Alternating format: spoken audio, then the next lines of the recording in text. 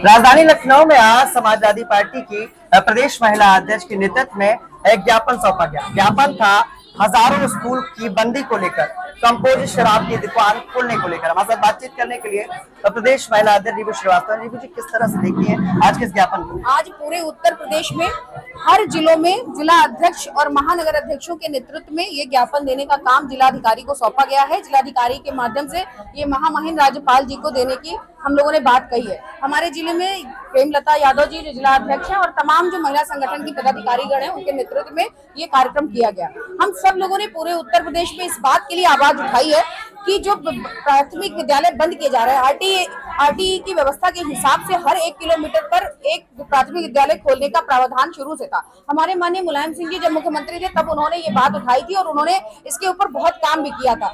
लेकिन उन स्कूलों में जहाँ 300-400 की आबादी होती है, वहाँ पर जो उन घरों के बच्चे पढ़ते हैं जो अपने बच्चों को प्राइवेट स्कूलों में नहीं पढ़ा सकते, जो गारे मट्टी का काम करते हैं, ठेले गुमचे पे सामान बेचते हैं, जिनकी महिलाएं घरों में खाना बनाती है, ऐसी महिलाओं के बच्चे और पुरुषों के बच्चे वहां जाते हैं पढ़ने। अगर आप इनका स्कूल मर्ज कर देंगे और 2-3 किलोमीटर दूर पर इनका स्कूल चला कर देंगे तो इन बच्चों के माँ बाप के पास भी इतना वक्त नहीं होता है और ये बच्चे इतने संसाधन युक्त नहीं होते हैं कि ये जा करके वहाँ अपने संसाधन से वहाँ जा सकते हैं। तो पूरी तरह से उन बच्चों को शिक्षा के जो हमारा संविधान में शिक्षा का अधिकार मिला है, उस शिक्षा के अधिकार को ये तहस नहस कर रहे हैं। वो बच्चे स्कूल जाने से पूरी तरह से वंचित हो जाएंगे, पढ़ नहीं पाएंगे।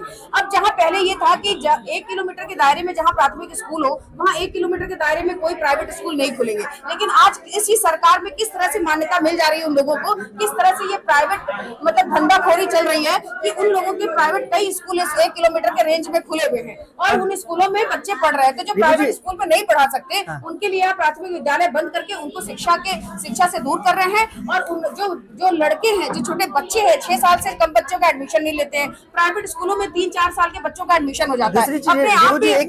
एक विषय और भी उठा था कि आरटी एक्ट के तहत जो बड़े बड़े विद्यालय सीएमएस जैसे विद्यालय हैं, ये एडमिशन भी नहीं ले रहे हैं। ये गरीब बच्चों का एडमिशन नहीं, जिनके लिए 20% बच्चों का लेना था ये लेते भी नहीं है। ये उन्हीं का लेते हैं जो राजनेता हो, जिनके रसूख से किसी बच्चे का एडमिशन हो सकता है। ये पूरी तरह से सरकार के संरक्षण में ये प्राइवेट स्कूल खोल रहे हैं। ये पूंजीपति लोग हैं जिनको सरकार संरक्षण दे रही है और वो लगातार अपनी फीस बढ़ा रहे हैं, हर साल अपनी यूनिफॉर्म बदल रहे हैं, हर साल किताब कॉपी का दाम बढ़ा रहे हैं और सरकार खामोश है।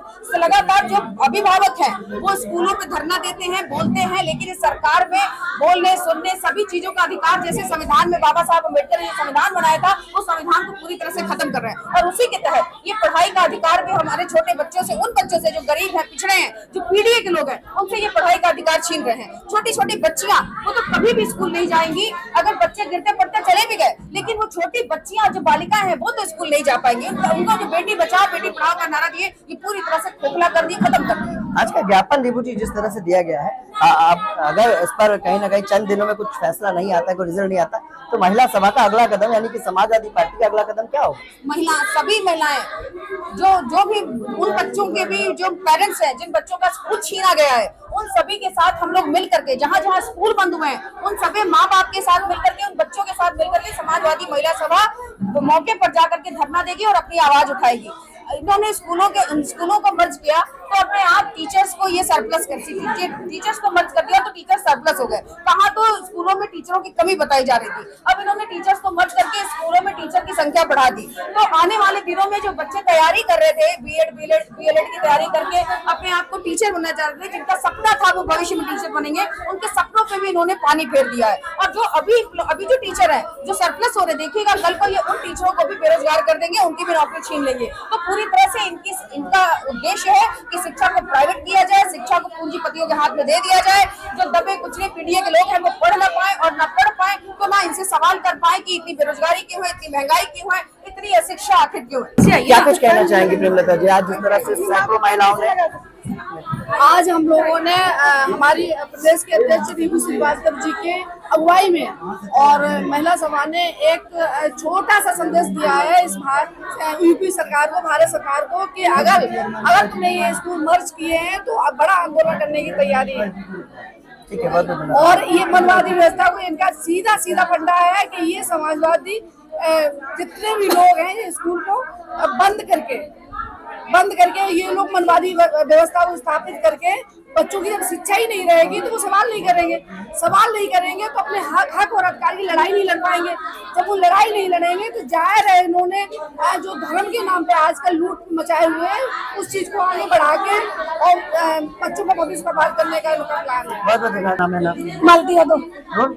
मालती, क्या कुछ कहना चाहोगे आज जिस तरह से स्कूलों को लेकर ज्ञापन दिया गया? देखिए, कहना तो बहुत कुछ है भाई, लेकिन हमारे माननीय मुख्यमंत्री जी को आज हमारी जो है महिला टीम की तरफ से हमारी माननीय जो है रिपु श्रीवास्तव जी जो हमारी प्रदेश अध्यक्ष जी हैं, एक महिला की लीडर भी है और हमारे माननीय राष्ट्रीय अध्यक्ष जी के दिशा निर्देश उन्होंने दिया हमारे रिपु मैम के लिए, तो उनकी महिला टीम के साथ में हम लोग आज एक विज्ञापन दिया। हमारी जो है रिपु मैम ने जो है विज्ञापन दिया प्रदेश अध्यक्ष जी, उनकी उपस्थिति में हम लोग दिए हैं। अभी तो एक छोटा से एक आंदोलन है, एक अभी जो उनको विज्ञापन हमारी मैम ने दिया है।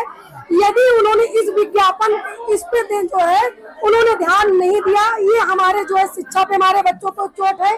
अगर इन्होंने जो है प्राइमरी विद्यालय को ओपन नहीं किया, ऐसे इनकी तानाशाही चलती रहेगी तो हम लोग जो है बहुत बड़ा जो है आंदोलन करेंगे। और महिला टीम की तरफ से जैसे हमारे रिबू मैम है, अगर रिबू मैम का एक आवाज हो जाएगा ना तो इस उत्तर प्रदेश के पूरे हर जगह से महिलाओं से सड़क पूरी ढक जाएगी और हम लोग जो है नाको चना चबवा देंगे। उत्तर प्रदेश के माननीय मुख्यमंत्री जी को उनका मानना ही होगा, प्राइमरी विद्यालय ओपन करना होगा, उनकी तानाशाही नहीं चलने देंगे। क्यों? इन्होंने जो है हमारे रोजी पे चोट मारा, रोजगार पे चोट मारा, अब इनकी बारी हमारी शिक्षा पे चोट मारना। अगर इन्होंने हमारे बच्चे की शिक्षा पे चोट मारा है तो हम लोग महिला बैठेंगे नहीं, क्योंकि सबसे पहले महिलाओं पे आती है। महिला अपने बच्चे पढ़ाने के लिए 3 किलोमीटर 2 किलोमीटर अगर हमारा बच्चा जाएगा तो भाई वहाँ कोई बेटी का हमारे कुछ हो जाएगा, बेटा का कुछ हो जाएगा तो जिम्मेदारी किसकी बनती है? ठीक है। तो इसलिए हम चाहते हैं कि आपके चैनल के माध्यम से कि माननीय मुख्यमंत्री जी जो ये मदिरा की दुकान खोल रहे हैं, आप दारू के ठेके खोल रहे हैं, आप अपने आप को संत कहते हैं, आप अपने आप संत का चोला पहन रखे हैं, तो आज जैसे बिहार गवर्नमेंट ने दारू बंद कर दी है तो आप संत है, दारू के ठेके बंद कर दीजिए, शिक्षा पे ध्यान दीजिए, स्वास्थ्य पे ध्यान दीजिए ना। अगर इन्होंने शिक्षा इसलिए बंद कर दिए है कि किसी जो है पिछड़ी जाति वाला पढ़े नहीं बढ़े नहीं, अगर पढ़ेगा तो बढ़ेगा, अपना अधिकार जान जाएगा, अपना अधिकार मांगेगा भाई। ठीक है, तो इसलिए बड़े आंदोलन के लिए हमारे माननीय जो है मुख्यमंत्री जी जिम्मेदार होंगे। अगर हमारी शिक्षा बहाली नहीं किया, अगर विद्यालय इन्होंने प्राइमरी विद्यालय अगर नहीं खुले तो महिला की तरफ से जिस दिन हमारी मैम आदेश कर देंगी उस दिन इस उत्तर प्रदेश में हर सड़क पे महिला नजर आएगी, बड़ा आंदोलन होगा। महिला प्रदेश अध्यक्ष रिबू श्रीवास्तव ने एक बात तो स्पष्ट की है कि जिस तरह से सरकारी स्कूलों को बंद किया जा रहा है, इसके विरोध में समाजवादी महिला पार्टी आज जगह जगह पर इसी तरह से ज्ञापन सौंप रही है। लखनऊ में भी जिला अध्यक्ष प्रेमलता के नेतृत्व में आज तमाम महिलाओं ने जाकर जिला अधिकारी को ज्ञापन सौंपा, एक अल्टीमेटम भी दिया कि चंद दिनों में अगर इस पर कोई कदम नहीं उठाया जाता तो महिला सभा का अगला कदम क्या होगा। सहयोगी भरत के साथ में विक्रम, लखनऊ।